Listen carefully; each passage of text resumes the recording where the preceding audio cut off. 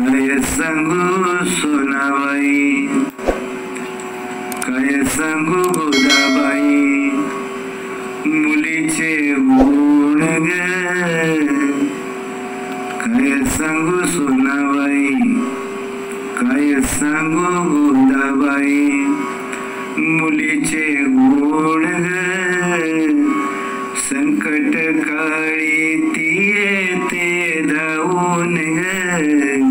काय मिळते तुला तिचा जीव घेऊन, काय मिळते तुला तिचा जीव घेऊन, काय मिळते तुला तिचा जीव घेऊन. लहानपणापासून कष्ट ती करते, दुःख झाले तरी ती मनामध्ये जुरते माय. दुःख झाले तरी ती मनामध्ये जुरते खूप कष्ट करते ती सासरी जाऊन. काय मिळते तुला तिचा जीव घेऊन, काय मिळते तुला तिचा जीव घेऊन. मुलाच्या जातीचे समजून मोल, वाढ तुलाडाने जन्माले घाल माय. वाढ तुलाडाने जन्माले घालव, तरी अंगावरी मारा येतो धावून, तरी अंगावरी येतो माराय धावून. काय मिळते तुला तिचा जीव घेऊन, काय मिळते तुला तिचा जीव घेऊन. मुलीच्या जातीचे समजून मोल, वाढव तुलाडाने जन्माले घाल माय. वाढव तुलाडाने जन्माले घालव,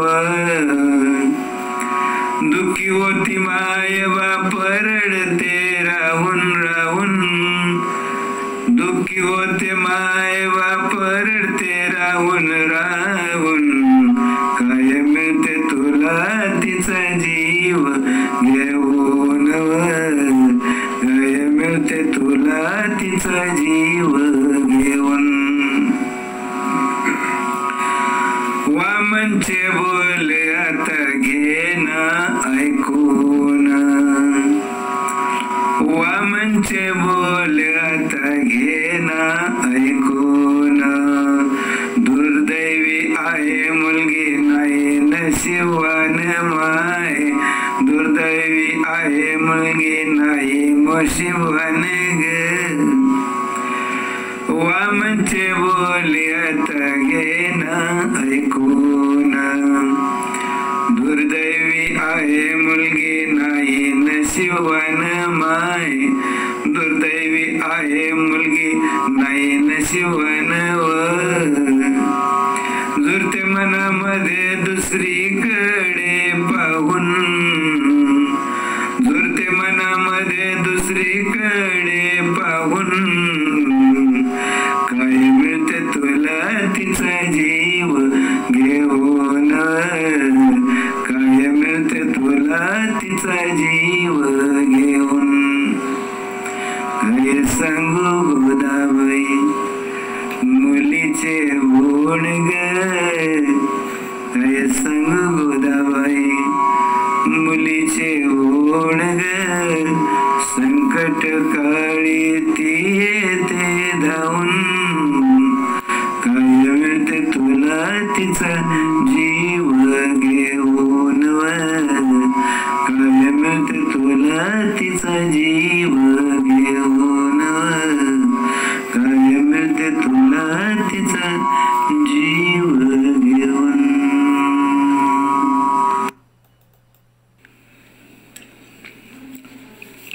मला मला बाबासाहेबांच्या सहवासातले दिवस म्हणजे सोन्याचे दिवस वाटत होते. मला बाबासाहेबांच्या सहवासातले दिवस म्हणजे सोन्याचे दिवस वाटत होते. त्यांचे किती गुण गाऊ, त्यांच्या जीवनाच्या कोणत्या अंगावर प्रकाश टाकू आणि कोणत्या नको असं झालं होतं मला. मुंबईत अखंड धावपळीत होतो तरी गाणं लिहिण्यासाठी कुठेही अडथळा नव्हता. असंच मुंबईच्या परिभ्रमणात लिहून झालं जीवाला जीवाचं दान हे गीत.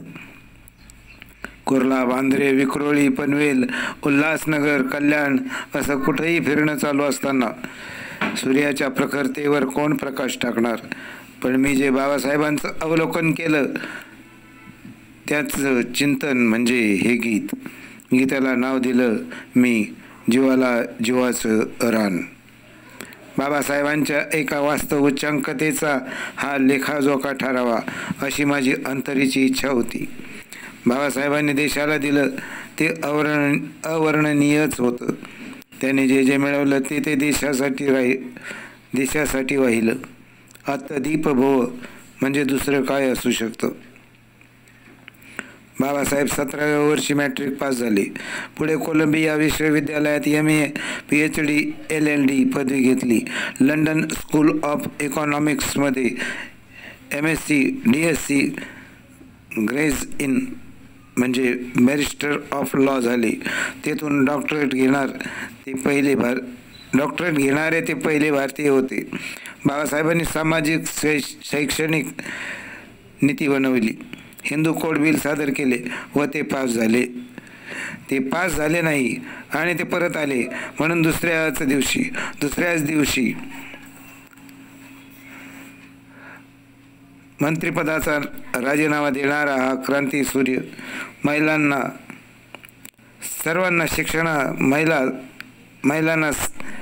महिलांसह सर्वांना शिक्षणाची दारे खुली करणारा, महिलांना सामाजिक अधिकारच काय पण इतरही महत्त्वपूर्ण अधिकार मिळवून देणारा आणि जुलमी जाचातून त्यांची सुटका करणारा हाच खरा मसीहा होता.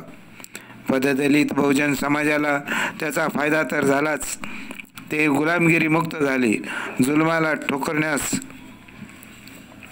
उद्युक्त झाले. त्यांची आर्थिक शैक्षणिक सारीच स्थिती बलवान झाली. ते स्वावलंबनाने ताठमानेने जगू लागले ते केवळ बाबासाहेबांमुळे. पण ते तळागाळापर्यंतच्या लोकांपर्यंत झिरपलं पाहिजे हे माझं खरं लक्ष होतं. आणि गीताशिवाय दुसरं मी काय करू शकणार होतो मी. तेच माझ्या जवळचं एकमेव हत्यार होतं. पुढच्या अनेक पिढ्यापर्यंतच काय पण ही पृथ्वी जिवंत असेपर्यंत जे टिकून राहणार म्हणजे माझं गीत लेखन, बाबासाहेबांविषयीचं गीत लेखन. बाबासाहेब आंबेडकरांना मी काळजात बसवून चाललोच होतो. माझ्या बाबांचं समाजासाठी रात्रंदिवस झिजणं मी अनुभवित होतो. 7 वेळा त्यांचं झालेलं दर्शन मला कायम चेतना देत होतं. आणि हाती घेतलेल्या जीवाला जीवाचं दान या गीतातून त्यांच्या एका महत्त्वपूर्ण प्रकाश पर्वावर प्रकाश टाकण्याचं कामही मला जनमानसाच्या भाषेत उकलून दाखवायचं होतं. आणि मी गीत लिहिलं जीवाला जीवाचं दान. हे गीत प्रचंड गाजलं, मनामनात जाऊन बसलं. न शिकलेल्याला सुद्धा बाबासाहेबांच्या ज्ञानाची आणि सर्वच देशाप्रती केलेल्या कामाची माहितीच जणू देऊन गेलं. जीवाला जीवाचं दान.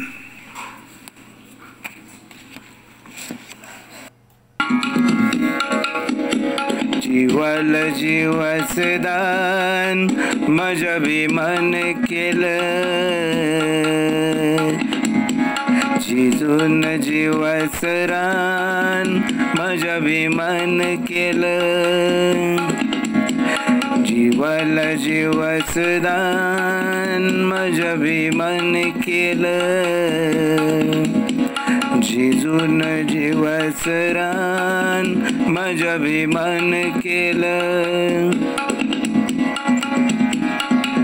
सारा महारामध्ये मॅट्रिक ठाऊक नव्हतं कुणी, यश घेऊन आली भीमाची लेखणी.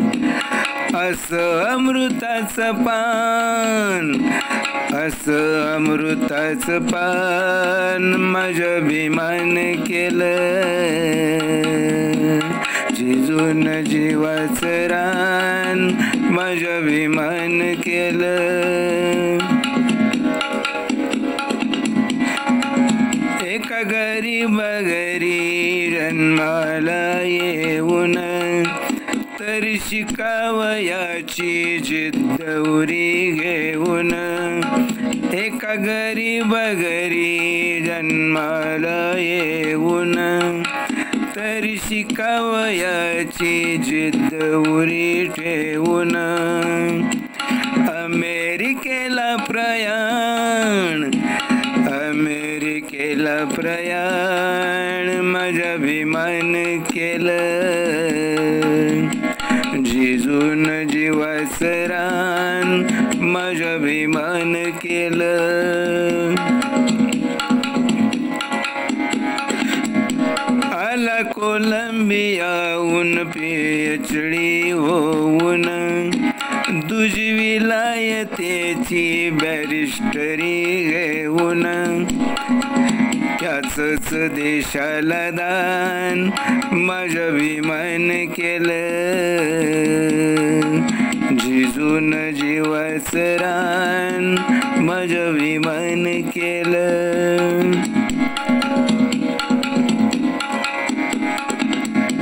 शाळा कॉलेज काढली, शिकली सारी मुलं. पाना शेजारी फुलली दरवळणारी फुलं. असं नवनिर्माण, असं नवनिर्माण माझं भीमान केलं. जिजून जीवाचं रान माझं भीमान केलं.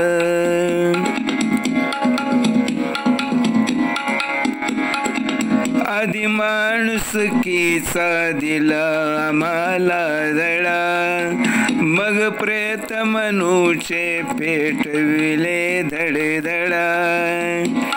असं आम्हा बलवान, असं आम्हा बलवान माझं भीमान केलं. जिजून जीवाचं रान माझं भीमान केलं. जात होऊन आमच्या पडली होती गळी, त्या सटवाईची आम्हीच भरली तळी.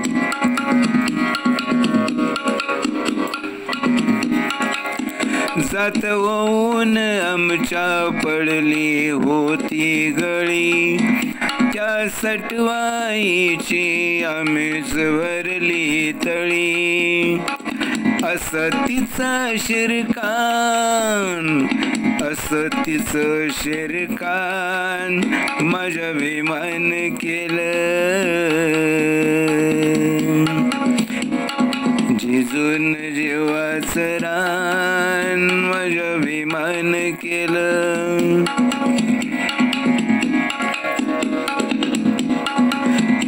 राजदरबारी अशी केली कारागिरी, लोकशाहीचा तुरा लेऊन आपल्या शिरी.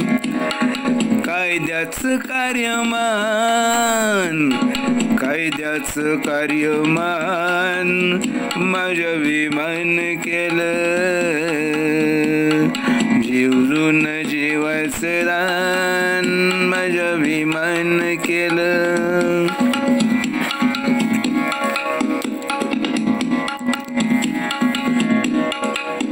नाही जनता आता मनवानी खुळी, वाट चुकावयाची चिंता नाही मुळी, नाही जनता तवा मनवानी खुळी. वाट चुकावयाची चिंता नाही मुळी, असं आम्हास ज्ञान, असं आम्हास ज्ञान. माझ्या अभिमान केलं जिजून जीवाचं रान, माझ्या अभिमान केलं जीवाला जीवाचं रान, माझ्या अभिमान केलं जिजून जीवाचं रान, माझ्या अभिमान केलं जिजून जीवाचं रान, माझ्या अभिमान केलं जिजून जीवाचं रान, माझ्या अभिमान केलं.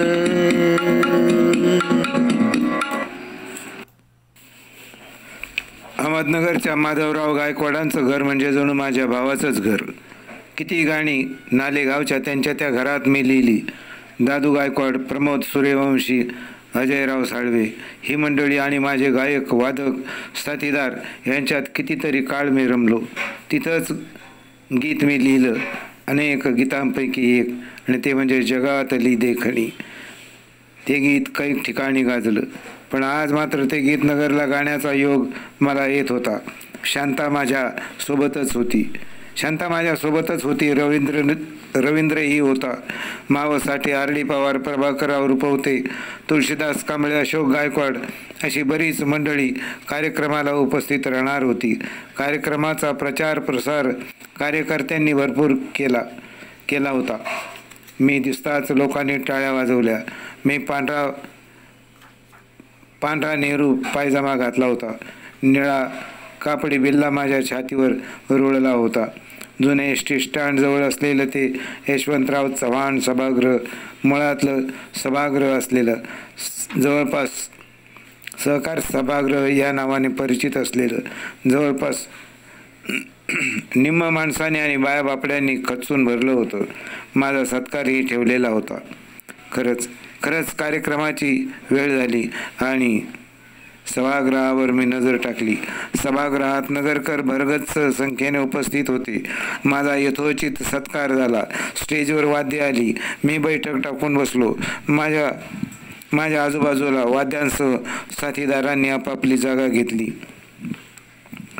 माझा गायनाचा कार्यक्रम खऱ्या अर्थाने सुरू झाला आणि मी गाण्यासाठी गीत काढलं, जगातली देखणी. बाया सावरून मी गाऊ लागलो. या गीताची कल्पना मी माझ्या शैलीत सभागृहाला सांगितली आणि सगळ्यात देखणी म्हणजे बाबासाहेबांची लेखणी आहे हे गाण्यातून सांगताच लोकांनी समरसून साथ दिली. माझ्या मस्तकावरून नोटा ओवाळून टाकल्या जाऊ लागल्या. माझ्यात जोश आला. मी गाण्याचा पवित्रा घेत उजवी मांडी उचलून बोलू लागलो. एका माऊलीला खूप गर्व झाला आणि ती बोलू लागली, जगात या पृथ्वी तलावर माझ्यासारखी देखणी कुणीच नाही. देखणी सुंदर, मलाही नवल वाटलं. विश्वसुंदरी असं काहीतरी ते वाचण्यात येतं. अरे म्हटलं, साला ही माऊली कशी आहे बघावं तरी. गेलो, पाहिलं, विनम्र झालो, अभिवादन केलं आणि म्हटलं, आई खरंच तुझ्यासारखी सुंदर या पृथ्वी तलावर कुणीच नाही. तुझ्यासारखी देखणी कुणीच नाही. आई आपलं नाव सांग. आणि मी विचारल्यावर त्या माऊलीनं आपलं नाव सांगितलं आणि सहकार सभागृहात मी पेटीचे स्वर जुळवून गाणं सुरू केलं. जगातली देखणी हे गीत मी असं रंगवलं की बस. सुरुवातीलाच जगातली देखणी बाई मी भीमाची लेखणी म्हणून समोरचा पेन उंचावताच लोकांनी टाळ्या दिल्या. लेखणीबद्दलचं मी केलेलं विश्लेषण लोकांना चेतवीत गेलं. जसं कडवं येईल तसं विश्लेषण मी करीत होतो. दुसरं कडवं होतं ऐऱ्या गैऱ्यांच्या लेखण्या. त्याला मी विश्लेषित करीत जोशात म्हटलं, ऐरे गैरे नत्तू खैरे, मला क्षमा करा, मला क्षमा करा.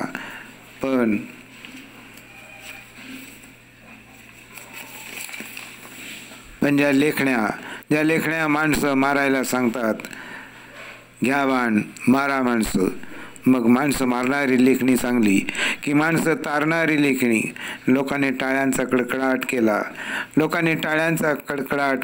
केला. सगळं रामायण महाभारत काय आहे पाहिलं की नाही रामायण? लोकांना वेळ लागलं होतं आणि असंच माझं गाणं भन्नाट रंगत होतं. लोक पैसे सोडत होते, मी अभिनंदन करत होतो. किती जोशात हे गीत मी सादर केलं आणि शेवटच्या गीताचं मी केलेलं अफलातून विश्लेषण लोक अवाक होऊन ऐकत होते. साथी रमाचा वामनचा सारथी, त्या बल भीमाची झाले मी भारती. या कडव्याचं विश्लेषण करताना माझ्या तोंडातून पडणारा एक एक शब्द लोक कान देऊन ऐकत होते. मी बोलत होतो, जी लेखणी सुरुवातीपासूनच बाबासाहेबांच्या हातात होती, पण रमाईला ही लेखणी एक प्रकारची सवत वाटायला लागली. एखादी दुसरी बायको करून आणली असती तर बरं केलं असतं. एखादी मडम आणली असती तरी चाललं असतं. रमाई म्हणायच्या, साहेब मी डबा पाठवते, दामोदर हॉल परळ मुंबई, जेवणाचा डबा पाठवते. जेवणाचा डबा तसाच परत येत देता. तुम्ही सारखं वाचितच बसता, सारखं लिहितच बसता. तुमची प्रकृती खराब होत चाललेली आहे. ही लेखणी सोडा, बस झाले, आता लेखणी नको. बाबासाहेब हळूच म्हणतात, रामो. रमाईला बाबासाहेब रामो म्हणायचे. रामो, या लेखणीमुळे 7 कोटी अस्पृश्यांचा उद्धार होणार आहे. 7 कोटी अस्पृश्यांचा उद्धार होणार आहे. सोडू का लेखणी? रमाईने सांगितलं, मला सोडलं तरी चालेल, पण लेखणी सोडू नका. समाजाच्या उद्धाराच्या कामाला वाहून घ्या. आणि मग लेखणीला फार आनंद झाला. ती शेवटचं कडवं आणि मग लेखणीला फार आनंद झाला. मग मी शेवटचं कडवं गायलं. साथी रमाचा वामनचा सारथी, कृष्ण अर्जुनाचा सारथी होता ना तसं. अर्जुन फक्त बाण मारायचा, वामनही तेच करतो. मी म्हणालो, वामनही तेच करतो. साथी रमाचा आणि वामनचा सारथी. आणि मी कार्यक्रम संपवला. तो कार्यक्रम मी संपवला. नागपूरच्या दीक्षाभूमीला भेट देऊन मी आलो होतो. बाबासाहेबांनी नागपूर शहरच दीक्षा घेण्यासाठी का निवडलं असावं? गीत लिहायला बसण्या अगोदर मी सारं काही आठवून बघत होतो. औरंगाबाद भागात असताना या गीताची कल्पना मला सुचली आणि जे गीत मी कागदावर उतरवलं ते होतं, तो भारताचा वाली. मला या गीतात अवघ्या सोहळ्याचं वर्णन करायचं होतं. नागभूमी, नागपूरच्या त्या नाग नदीच्या किनारी तो ऐतिहासिक सोहळा कसा चितारावा या विचारात मी पडलो. नागपूरचा अवघा इतिहास डोळ्यासमोर तरळून गेला. बाबासाहेबांनी याच शहराची निवड दीक्षा घेण्यासाठी का केली असावी याची माझ्या मेंदूला थोडीफार जाणीव झाली. नाग नदी हे नागपूरचं वैभव, दाट झाडीनं वेढलेली नदी, अनेक युद्धांची साक्ष असलेली ही नाग नदी, तिच्याच काठी वसलं ते नागपूर, जिथे बाबासाहेबांनी लाखो अनुयायांना बौद्ध धम्माची दीक्षा दिली ते नागपूर. आणि त्याच नागपूरची नाग नदी जिच्या काठी इंग्रजांशी लढण्यासाठी रणनीती बनवली जायची. मी तिचे सगळे संदर्भ शोधले आणि मग मी माझी तो भारताचा वाली या गीतामध्ये रंग भरला आणि मग मी माझ्या तो भारताचा वाली या गीतामध्ये रंग भरला. नागपूर हे मध्य भारतातलं एक महत्त्वपूर्ण शहर होतं. कधी काळची राजधानी होतं. 300 वर्षापूर्वी नागवंशीय गोंड राजा बख्त बुलंद शहाने देवगडहून राजधानी नागपूर शहरात स्थलांतरित केली. इथं भोसलेही होते. अशी ही नाग नदी म्हणजे स्वच्छ पाणी घेऊन वाहणारी, झाडाझुडपांच्या सौंदर्यानं नटलेली होती. या सगळ्या इतिहासाला साक्ष ठेवून मुख्यतः बाबासाहेबांनी जे बौद्ध धम्माच्या दीक्षेचं पाऊल उचललं ते महनीय होतं, परिवर्तनवादी होतं. अवघ्या पददलितांनाच नाही तर अवघ्या मानवजातीला मुक्तीचा संदेश देणारं होतं, नवा जन्म देणारं होतं. बाबासाहेबांनी 1956 साली कोट्यावधींना बौद्ध धम्माची दीक्षा देणं हा एक चमत्कार होता, बुद्धभूमीवरचा चमत्कार. हिंदू धर्माच्या रूढी परंपरेला कंटाळून कोट्यावधी अस्पृश्य व दीनदलितांनी बाबासाहेबांसोबत नागपूर मुक्कामी धर्मांतर केले. त्या प्रसंगाचा ठसा माझ्या मनावर पुरता ठसलेला होता आणि तो प्रसंग मी माझ्या लेखणीतून उतरवला. माझ्याकडून गीत लिहिलं गेलं, तो भारताचा वाली. भगवान बुद्धाला मार्गदाता ठरलेल्या मार्गावर बाबासाहेब आम्हाला घेऊन चाललेले होते. हे सर्व नजरेसमोर ठेवून मी लिहित होतो. आणि मग बुद्धाला झालेल्या ज्ञानप्राप्तीचा उल्लेख, लोकांची जमलेली अफाट गर्दी, तो सोहळा, बुद्धत्व प्राप्त झालं ते पिंपळाचं झाड, बाबासाहेबांच्या निर्णयाची परिणती, त्यांचं मोठेपण, महानता आणि श्रावस्तीची राजगृहाने पार पाडलेली अविश्वसनीय भूमिका मी अशा काही शब्दात रेखाटली की ज्यास अफलातून म्हणण्याशिवाय पर्याय नव्हता. म्हणूनच मला जे शब्द सुचले ते अफलातूनच म्हणावे लागतील. तो सोहळा बाबासाहेबांनी जीवनाच्या अंतिम क्षणी साजरा केला आणि अस्पृश्य समाजाला या महान द्रष्ट्यानं सुखाच्या सावलीत एका क्षणात नेऊन बसवलं. यामुळेच अस्पृश्यतेच्या वाळवंटात हजारो वर्षे पिचलेला समाज निवांतपणे या सावलीखाली राहून उन्हाच्या झाडांपासून, चटक्यांपासून मुक्त होईल ही बाबासाहेबांना पक्की खात्री होती. ती त्यांची विचारधारा आणि क्रियाशीलता मी माझ्या तो भारताचा वाली या गीतातून साकार केली. ज्या रचनेला लोकांनी डोक्यावर घेतलं ती रचना अशी.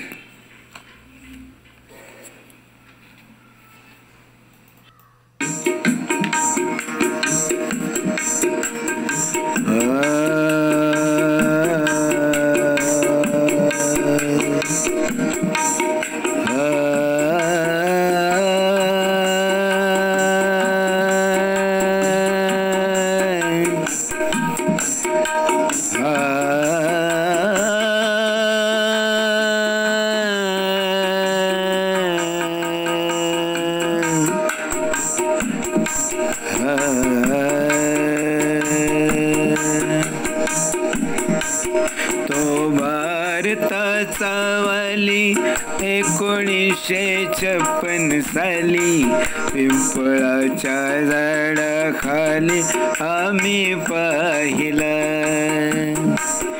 तो भारताचा वाली 1956 साली पिंपळाच्या झाडाखाली आम्ही पाहिला. दीक्षा घेतली त्यावेळी मंत्र बोलताना पाली पिंपळाच्या झाडाखाली आम्ही पाहिला.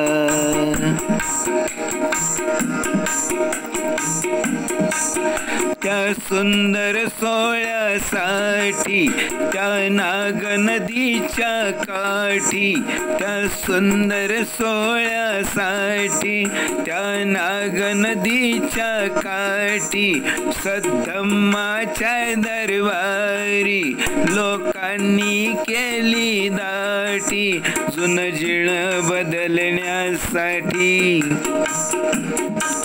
जुनं जीण बदलण्यासाठी 7 लाखाचा मेळा जमला असता भोवताली.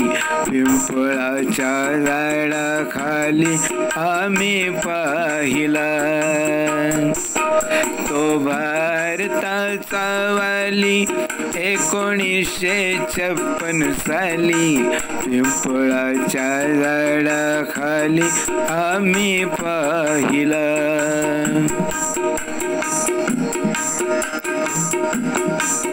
या भारत खंडा माझी जनसृष्टी कष्टी माझी. ह्या भारत खंडा माझी जनसृष्टी कष्टी माझी. ममतेची मानवतेची द्या भाकर भाजी ताजी. होईन कुणीही राजी होईन कुणीही राजी. ही चीड तयाला आली जीवनाच्या अंतिम काली. पिंपळाच्या झाडाखाली आम्ही पाहिला तो भारताचा वाली 1956 साली. पिंपळाच्या झाडाखाली आम्ही पाहिला.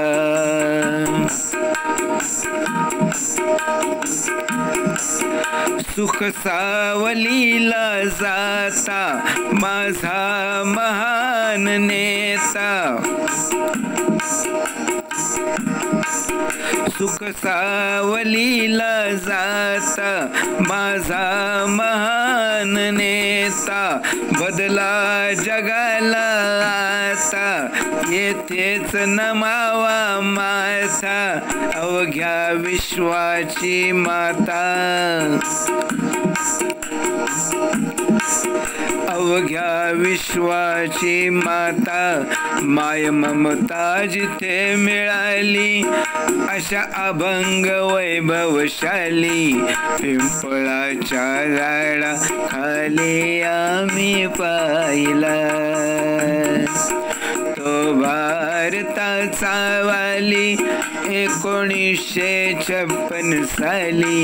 पिंपळाच्या झाडाखाली आम्ही पाहिला.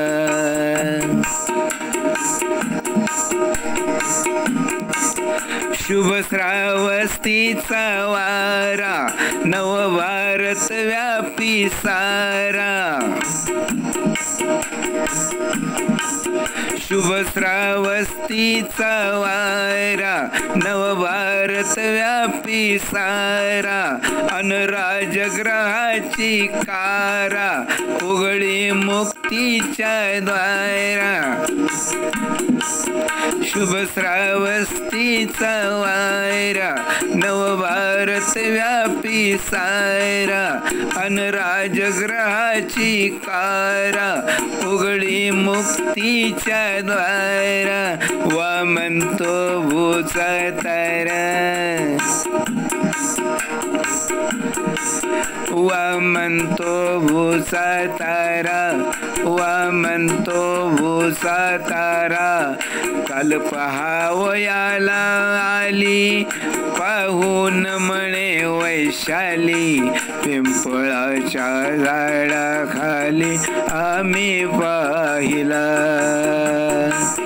तो भारताचा वाली 1956 साली. पिंपळाच्या झाडाखाली आम्ही पाहिला पिंपळाच्या झाडाखाली आम्ही पाहिला. पिंपळाच्या झाडाखाली आम्ही पाहिला.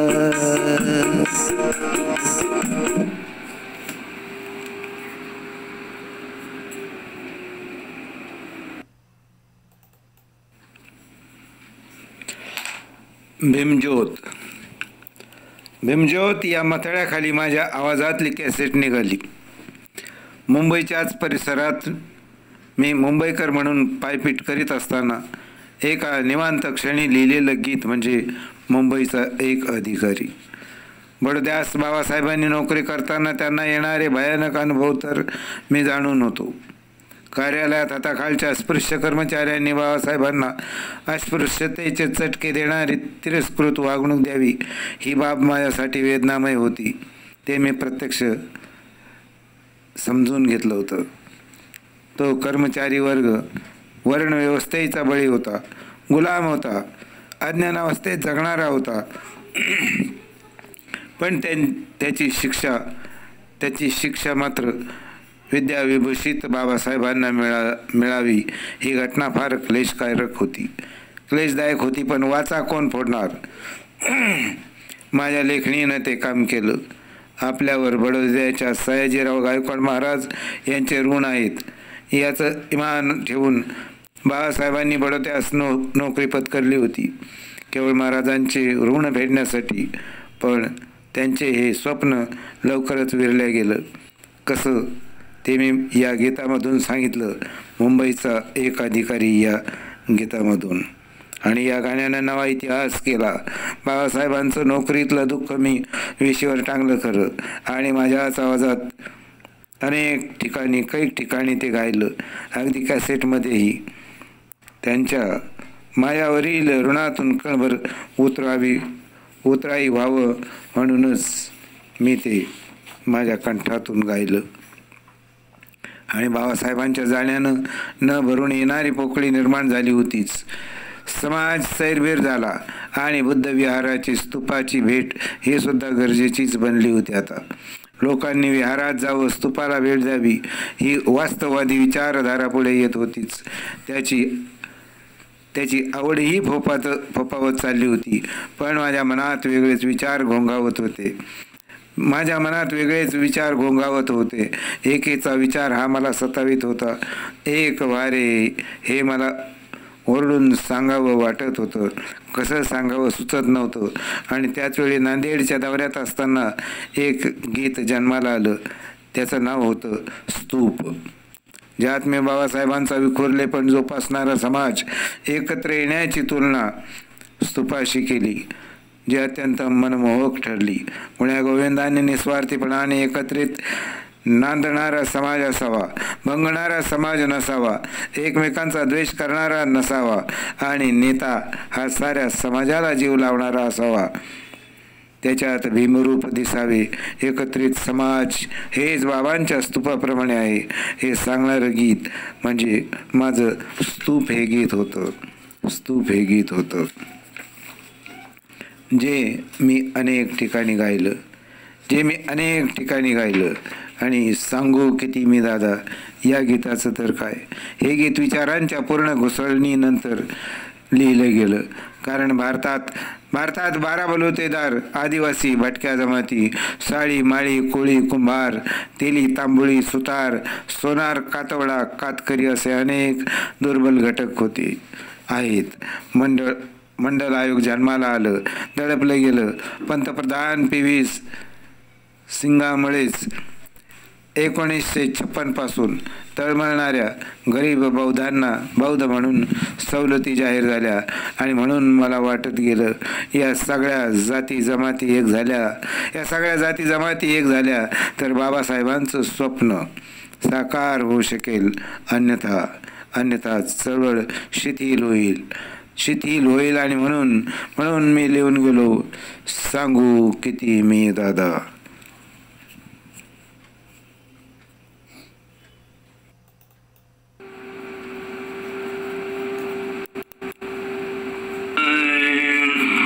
सांगू किती मी दादा, एकतेने येते नादा.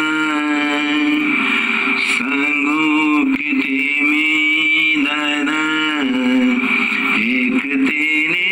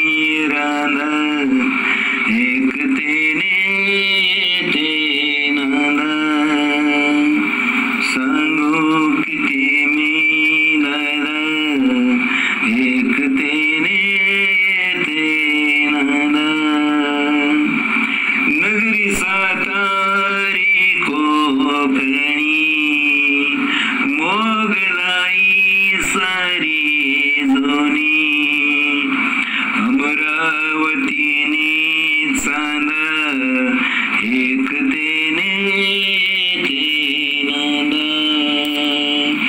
सांगू किती मी दादा एकतेने येते नांद सारी माईची वळ एकतेची गुंफाळ घरटे पुन्हा हे बांध एकतेने येते नांद सांगू किती मी दादा एकतेने येते नांद वारे वामनचे मैतर काळजाच्या देठावर हरे नाव भीमाचे गोंद एकतेने येते नांद सांगू किती मी दादा एकतेने येते नांद एकतेने येते नांद एकतेने येते नांद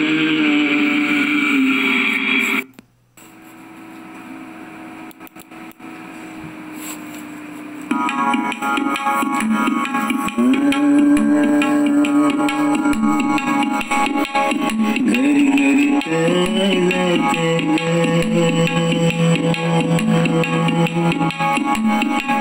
घरी घरी जाते ग माझं घरी जाते ग नवीच ओवी गातन जडलं बुद्धाशी नात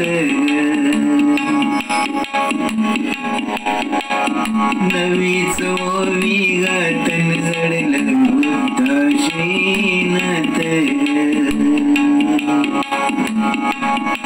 होते वंदना सकाळी गाते भीमाची उपाळी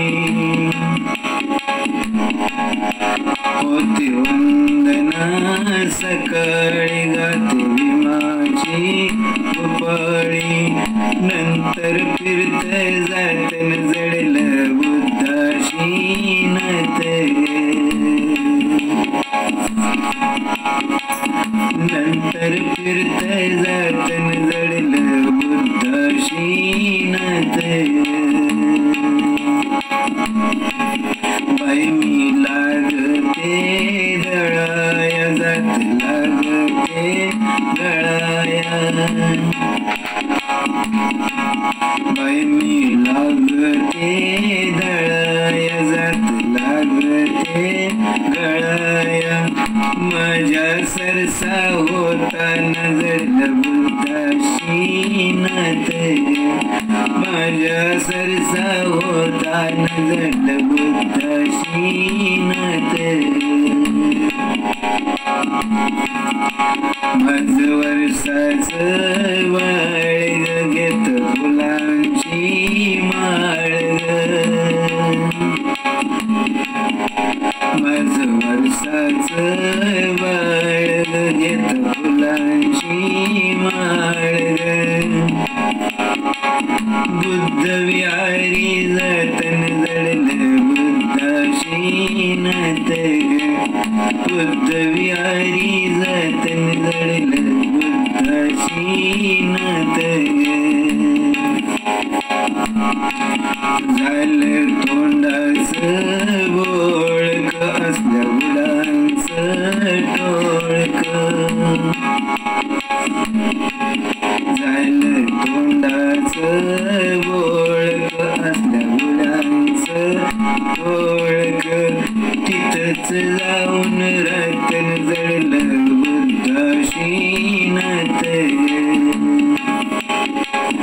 तिथंच जाऊन रतन जडलं बुद्धाशी नात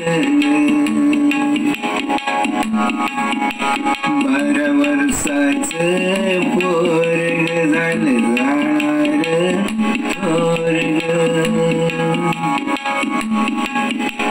12 वर्षाचं पोरग झालं जाणार थोर वामनवाणी गतन जडलं बुद्धाशी नात वामनवाणी गतन जडलं बुद्धाशी नात घर जात गमज नवीच ओवी गतन जडलं बुद्धाशी नवीच ओवी गतन जडलं बुद्धाशी नात नवीच ओवी गतन जडलं बुद्धाशी नात नवीच ओवी